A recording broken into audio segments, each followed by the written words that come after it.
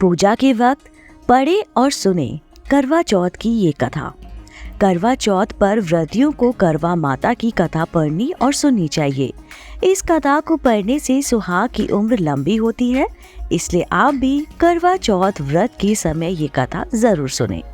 दाम्पत्य जीवन में मधुरता लाने वाला और संबंधों को अधिक मजबूत बनाने वाला त्योहार करवा चौथ इस बार 1 नवंबर को पड़ रहा है। सुहागिन महिलाएं पति की दीर्घ आयु के लिए व्रत कर रही हैं और शाम को चांद को अर्घ देकर और छलनी से पति का चेहरा देखकर व्रत तोड़ेंगी। वहीं कुंवारी कन्या मनो अनुकूल पति की प्राप्ति के लिए इस व्रत को निर्जला व्रत रखती हैं और वो तारों को देखती हैं और फिर व्रत खोलती हैं। आज हम आपको बताने जा रहे हैं करवा चौथ के व्रत में पढ़ी और सुने जाने वाली कथा के बारे में। करवा चौथ के व्रत की कथा चलिए सुनते हैं। करवा चौथ की कहानी। देवी करवा अपने पति के साथ तुंगभद्रा नींद के पास रहती थी। एक दिन करवा के पति नदी में स्नान करने गए तो एक मगरमच्छ ने उनका पैर पकड़ लिया और नदी में खींचने लगा। मृत्यु करीब देखकर करवा के पति करवा को पुकारने लगे। करवा दौड़कर नदी के पास पहुंची और पति को मृत्यु के मुंह में ले जाते मगर को देखा। करवा ने तुरंत एक कच्चा धागा लेकर मगरमच्छ को एक पेड़ से बांध दिया।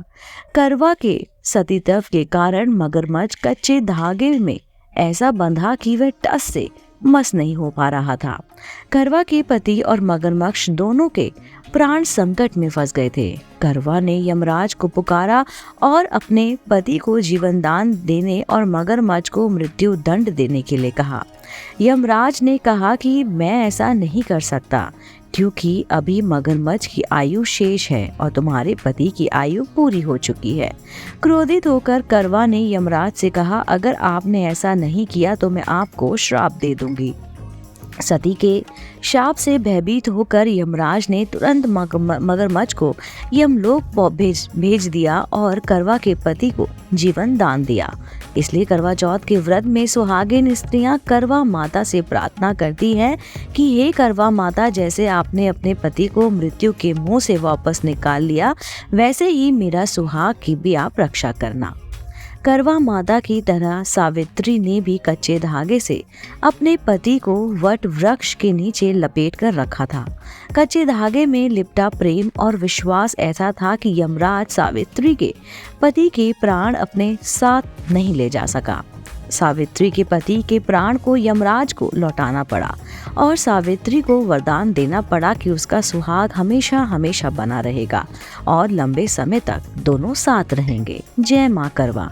दोस्तों, उम्मीद करती हूँ कि करवा चौथ की ये कहानी आपने ज़रूर सुनी और पढ़ी होगी। अगर आपने नहीं सुनी है तो आज आपने मेरे चैनल द्वारा ये कथा जानी और सुनी है। उम्मीद करती हूँ आपको ये कहानी पसंद आई होगी। अगर आप ऐसे ही धार्मिक पौराणिक कहानी कथाएं सुनना पसंद करते हैं तो आप मेरे चैनल आध्यात्मिक कहानियों को तुरंत से लाइक कीजिए, शेयर कीजिए और सब्सक्राइब कीजिए। ये बेल आइकन दबाना बिल्कुल ना भूलिए, जिससे मेरे द्वारा अपलोड की गई वीडियो आप तक सबसे पहले पहुंचे। मैं आपको फिर से मिलती हूँ इसी चैनल पर नई रोचक जानकारी और कहानियों के साथ। आप देख रहे थे आपका अपना पसंदीदा YouTube चैनल आध्यात्मिक कहानियाँ।